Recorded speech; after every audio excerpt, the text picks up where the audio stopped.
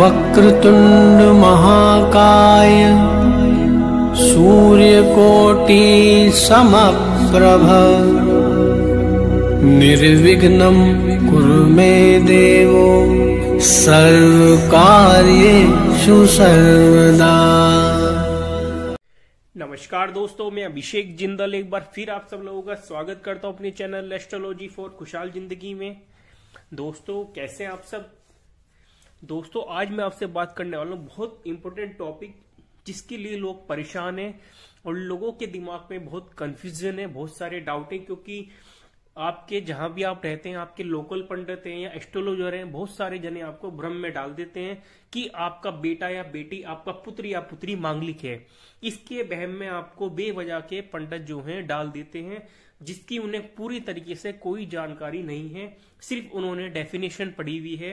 जैसे कि मैंने आपको अपने चार्ट में बताया है कि पहले, चौथे, 7वें, 8वें और 12वें भाव में अगर मंगल देवता विराजमान है तो उसे वो मंगलिक कंसीडर कर देते हैं। लेकिन दोस्तों ऐसा बिल्कुल नहीं है। आज मैं आपके इस भ्रम को निकालने वाला हूं आपके दिमाग से। अगर आप अपने बेटे की या बेटी की या आपकी खुद की कुंडली, आप अनमैरिड हैं, तो आप अपनी कुंडली खोलिए, ओपन करिए और आप स्वयं जानिए कि आप मांगलिक हैं या नहीं। और मांगलिक अगर मंगल आपका 1, 4, 8, 7, 8, 12 भाव में विराजमान है तो मांगलिक दोष है, तो वो कैसे कट रहा है। आप मांगलिक हैं असलियत में या नहीं है, या वो दोष कट रहा है कुंडली में से आपकी। तो दोस्तों आज मैं यही चीज आपको बताने वाला हूं। आपके सारे वहम जितने भी मांगलिक दोष को लेकर हैं सारे आज मैं क्लियर कर दूंगा। मैंने लिखा है मंगल को जानेगा। मंगल क्या है, मंगल के बारे में सबसे पहले मैं आपको आज बताऊंगा। उसके बाद कुंडली में मांगलिक दोष कैसे और कब बनता है। तीसरे नंबर पर मैं आपको बताऊंगा मंगल दोष के क्या प्रभाव हैं, क्या असर होता है मंगल दोष का। और चौथे नंबर मंगल दोष कैसे कटता है। अगर आपकी कुंडली में मंगलिक दोष है तो वो कैसे कटेगा, उसे आज मैं आपको डिफाइन करूंगा। तो दोस्तों वीडियो को बिना स्किप करे बहुत ध्यान से देखिएगा। आज आपके दिमाग में से भ्रम निकल जाएगा कि आप मांगलिक हैं या नहीं। आप अपने बच्चों की कुंडली भी देख के खुद जान सकते हैं कि आपके बच्चों की कुंडली में, आपकी कुंडली में कोई मांगलिक दोष है या नहीं, और है तो वो कट रहा है या नहीं। दोस्तों सबसे पहले मैं आपको बताऊंगा आज कि लोग कहते हैं कि मांगलिक दोष 28वें साल के बाद खत्म हो जाता है, ये आंशिक मंगली है। दोस्तों ऐसा बिल्कुल नहीं है। अगर आप मांगलिक हैं तो मांगलिक हैं। दुनिया में कोई ताकत नहीं आपको बता दे कि या काट दे कि आप मांगलिक नहीं हैं। या तो आप मांगलिक हैं या आप मांगलिक नहीं हैं, दो ही चीजें हैं। तीसरा पॉइंट कहीं नहीं है कि आंशिक मांगलिक का कोई कहीं भी डेफिनेशन कहीं भी लिखा हुआ आंशिक मांगलिक कुछ नहीं है। या तो है या नहीं है, दो ही चीजें होंगी। दोस्तों दूसरे नंबर पर 28वें साल की डेफिनेशन में आपको बता देता हूं। ऐसा कोई नहीं है कि 28वें साल में मंगल दोष खत्म हो जाता है। प्लैनेट्स की एज होती है। दोस्तों मैं एक अलग वीडियो बनाऊंगा, उसमें मैं आपको बताऊंगा कि हर प्लैनेट्स की कितनी एज होती है।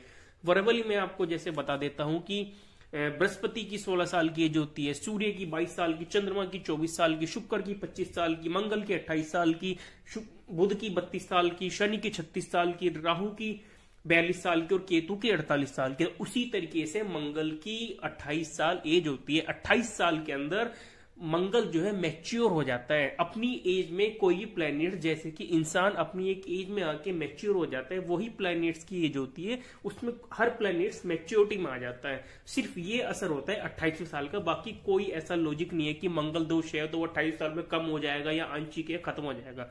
दोस्तों सारे भ्रम निकाल दीजिए, ध्यान से इस वीडियो को देखिएगा। मैं एक एक पॉइंट आपको समझाऊंगा।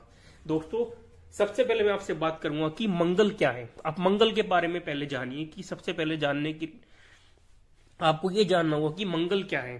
दोस्तों मंगल एक जात से क्षत्रिय ग्रह है। मंगल की अपनी जो राशि होती है मेष राशि होती है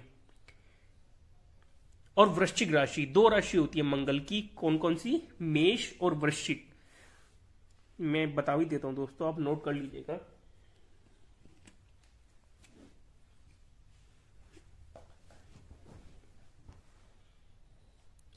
उम्मीद करता हूं दोस्तों आपको नजर आ रहा होगा। मंगल देवता की दो राशि होती हैं, एक होती है मेष राशि, एक होती है वृश्चिक राशि। इसके बाद दोस्तों मकर राशि में यानी कि 10 नंबर में मंगल देवता उच्च के हो जाते हैं।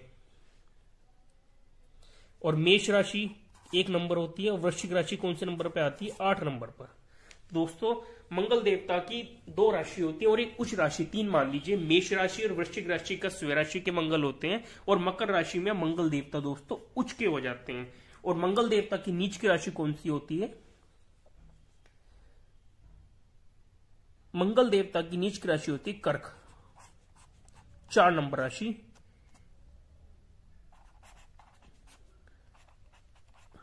नीच राशि दोस्तों आपको शायद दिखाई नहीं दे रहा है, ये देखिए मैं इसे ऊपर करते हैं क्योंकि थोड़ा सा वीडियो की सेटिंग में दिक्कत हो जाती है ऊपर नीचे। ये आपको नजर आ रहा होगा कि मंगल देवता की 2 राशि होती है, मेष राशि और वृश्चिक राशि। और मकर राशि में मंगल देवता उच्च के होते हैं और कर्क राशि में मंगल देवता 4 नंबर राशि में नीच के हो जाते हैं। दोस्तों मंगल देवता का रत्न कौन सा होता है? मंगल देवता का रत्न होता है मूंगा, रेड कोरल सॉरी। और मंगल देवता जात से क्या है? क्षत्रिय होते हैं मंगल देवता। दोस्तों मंगल देवता का तत्व होता है अग्नि तत्व, क्योंकि अग्नि कारक ग्रह होते हैं, तभी कहते हैं मंगल दोष बनाए। तो मंगल के प्रभाव में आपको बताऊंगा भी आगे। अग्नि कारक ग्रह होते हैं, अग्नि होती है मंगल देवता के। और किस कलर का होता है? लाल, रेड कलर का मंगल होता है। और उसके मित्र ग्रह कौन कौन से हैं? सूर्य, चंद्रमा, बृहस्पति। और शत्रु कौन से? बुध, शनि, राहु, केतु। अगर मंगल देवता बुध, शनि, राहु, केतु के साथ विराजमान है तो आपको निगेटिव रिजल्ट देंगे। और मंगल देवता की दृष्टि कौन कौन सी होती है? दोस्तों मंगल देवता की 4 दृष्टि होती हैं। अगर मंगल देवता आपके पहले भाव में विराजमान है तो यहां से दृष्टि कौन से भाव पर डालेंगे? चौथे भाव पर। दूसरी दृष्टि होती है 7वें भाव पर और तीसरी दृष्टि होती है दोस्तों 8वें भाव पर। 1, चौथी, 7वीं और 8वीं 3 दृष्टि होती है मंगल देवता की। 3 दृष्टि से मंगल देवता कहीं बैठकर दे सकते हैं। अगर चौथे भाव में बैठे हैं तो चौथी दृष्टि से आपके 7वें भाव को, 7वीं से 10वें भाव को और 8वीं से आपके 11वें भाव को मंगल देवता देखेंगे। दोस्तों मंगल देवता के कारक चीज क्या क्या होती है? जमीन, भूमि से जुड़े प्लैनेट्स होते हैं। छोटे भाई के भी कारक होते हैं मंगल देवता। और धातु मंगल देवता की होती है तांबे की, सोने की धातु कह सकते हैं। एक मेल्फी प्लैनेट्स हैं मंगल देवता, मेल ग्रह हैं। तो दोस्तों ये तो आपने समझा कि मंगल देवता क्या होते हैं। अब मैं आपको बताऊंगा कि कुंडली में मंगलिक दोष कैसे और कब बनता है। प्रिय मित्रों, अगर मंगल देवता आपकी कुंडली में पहले भाव में, सबकी कुंडली में दोस्तों पहला भाव यही है, मैं राशि की बात नहीं कर रहा हूं, सिर्फ भाव की बात कर रहा हूं। आपकी कुंडली में 1 से लेके क्लॉकवाइज चलते हैं, 1st, 2nd, 3rd, 4th, 5th, 6th, 7th, 8th, 9th, 10th, 11th, 12th 12 भाव में। अगर पहले भाव में आपकी कुंडली में मंगल देवता है, विराजमान है, तो आप मंगलिक हैं। दूसरे भाव में अगर आपके मंगल देवता विराजमान, चौथे भाव में अगर आपके दूसरी राशि में 4 नंबर राशि में जहां की नीच के हो जाते हैं, अगर चौथे भाव में आपकी कुंडली में मंगल देवता है तो आप मांगलिक हैं। 7वें भाव में अगर मंगल देवता जाकर विराजमान है तो आप मांगलिक हैं। 8वें भाव में अगर आपके मंगल देवता जाकर विराजमान है तो आप मांगलिक कहे जाएंगे। और अगर आपके 12वें भाव में मंगल देवता जाकर विराजमान होंगे तो दोस्तों फिर भी आप मांगलिक कहे जाएंगे।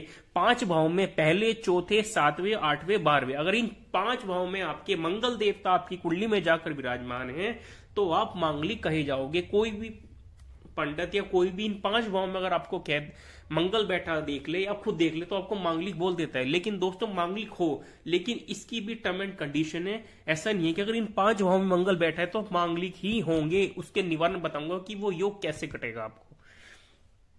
तो दोस्तों आपने ये तो जान लिया कि 5 भाव में कुंडली में बैठने से मांगलिक कंसीडर किया जाता है, पहले, चौथे, 7वें, 8वें और 12वें। दोस्तों मंगल दोष के प्रभाव जानिए। सबसे पहले प्रभाव क्या है? अगर कोई भी इंसान मांगलिक है, लड़का मांगलिक है और लड़की मांगलिक नहीं है तो दोस्तों दोनों की आपस में मिसअंडरस्टैंडिंग रहती है और मंगल दोष का इतना प्रभाव होता है कि एक जने की मृत्यु भी हो जाती है। अगर लड़का मांगलिक है और लड़की मांगलिक नहीं है तो लड़की की मृत्यु हो जाएगी, और लड़की मांगलिक है, लड़का मांगलिक नहीं है तो लड़के की मृत्यु हो जाती है शादी के 2 या 3 महीने बाद।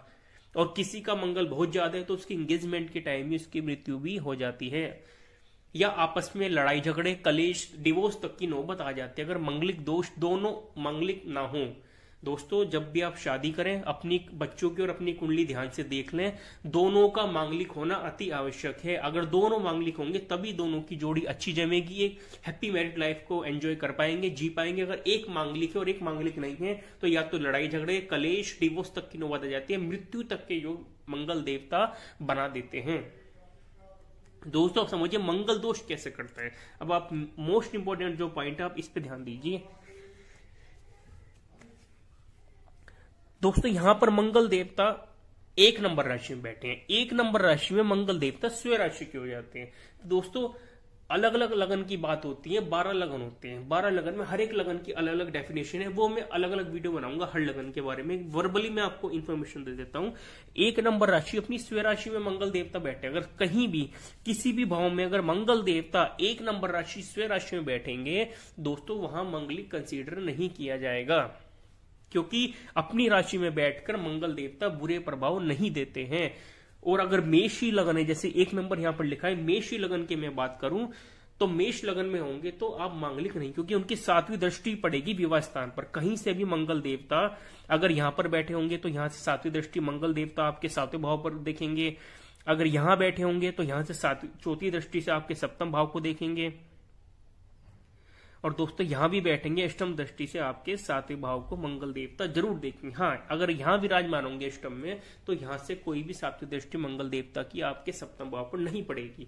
दोस्तों 4 नंबर राशि, अगर 4 नंबर में राशि में कहीं भी मंगल देवता जाकर विराजमान है, चाहे 1, 4, 7, 8, 12 में कहीं भी 4 नंबर राशि, क्योंकि उनकी नीच की राशि है, मैंने आपसे बताया नीच की राशि है, अगर नीच की राशि में मंगल देवता कहीं बैठे होंगे तो आप मांगलिक होंगे। दोस्तों बात करता हूं 7 नंबर की, 7 नंबर राशि में भी अगर मंगल देवता विराजमान होंगे जाके तो भी आप मांगलिक कंसीडर किए जाएंगे। 8 नंबर राशि, दोस्तों अगर 8 नंबर राशि में अपनी स्वयं राशि मंगल देवता आपके 1, 4, 7, 8 और 12वें भाव में विराजमान होंगे तो दोस्तों अपनी स्वयं राशि में मंगलिक दोष कंसीडर नहीं किया जाता। और 12 नंबर राशि में अगर बृहस्पति देवता विराजमान होंगे या 12वें भाव में तो आप मांगलिक कंसीडर किए जाएंगे।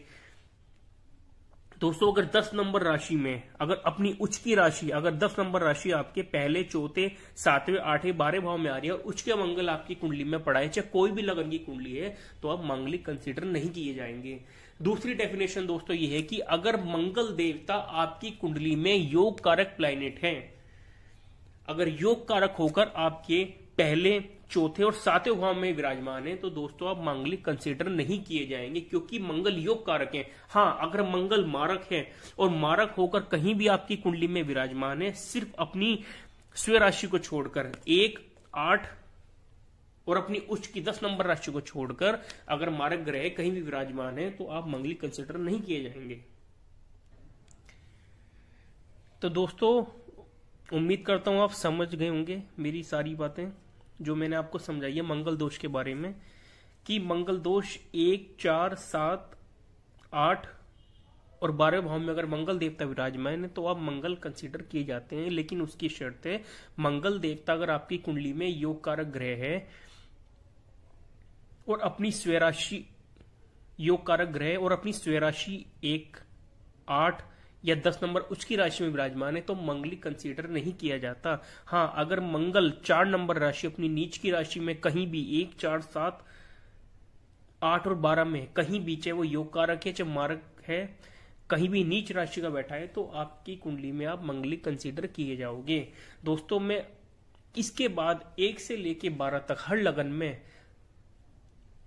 5 भाव में, पहले, चौथे, 7वें, 8वें और 12वें 5 भाव में हर एक लगन में आपको बताऊंगा कि आप मंगलिक हैं या नहीं है। मैं 12 वीडियो बनाऊंगा अलग अलग करके, मेष लगन से लेके मीन लगन तक की हर लगन में आपको बताऊंगा कि आप मंगलिक हैं या नहीं, अलग अलग वीडियो। तो दोस्तों ये तो सिर्फ एक बेसिक जानकारी मैंने आपको दी है कि मंगलिक दोष किस किस भाव में अगर मंगल आपकी कुंडली में विराजमान है तो आप मंगलिक कहे जाओगे। और आपको लोग बहम में डालते हैं कि आप सिर्फ, उन्होंने इतना पढ़ा हुआ है कि 1, 4, 7, 8, 10, 12वें भाव में अगर मंगल देवता विराजमान है तो आप मंगलिक हो, लेकिन नहीं, ऐसा बिल्कुल नहीं है दोस्तों। उसकी भी कंडीशन होती है योग कारक की, मारक की, उसकी अस्त की भी होती है कि वो कितनी डिग्री का है, इसकी ये भी देखी जाती है। वो 0 डिग्री है, अस्त है, कुंडली में पड़ा हुआ है, मंगल उच्च का है, नीच का है, स्वराशि का है। बहुत सारी टर्म एंड कंडीशन होती हैं जो उसके ऊपर अप्लाई करके तब बिल्कुल करेक्ट बताया जा सकता है कि आप मांगलिक हैं या नहीं है, आपकी शादी मांगलिक लड़के या लड़की से होनी चाहिए या नहीं। तो दोस्तों ये तो सिर्फ एक बेसिक था। अब अगली वीडियो में आपको बताऊंगा मेष से लेके मीन तक अलग अलग वीडियो में कि आप मांगलिक हैं या नहीं। आपको कंफर्म हो जाएगा अगर आपकी मेष से लेके कोई से भी लगन की कुंडली है, मीन तक, मेष, कर्क, मिथुन, किसी भी लगन की कुंडली है, आप अपनी कुंडली खोल के देख लीजिएगा और आप देखिएगा आपका मंगल इन 5 भाव में से किस भाव में विराजमान है जाके, और आप मांगलिक हैं या नहीं है। तो दोस्तों चलिए, उम्मीद करता हूं कि आप सब लोगों को मेरे द्वारा दी गई जानकारी समझ आई होगी, जितना मैंने आपको बताया मांगलिक के बारे में। आज अपनी अगली वीडियो में शुरू करूंगा अलग अलग भाव में मंगल की प्लेसमेंट की कि आप मांगलिक हैं या नहीं है। चलिए दोस्तों, मिलते हैं अपनी अगली वीडियो में, तब तक के लिए नमस्कार, आपका दिन शुभ हो। Thank you.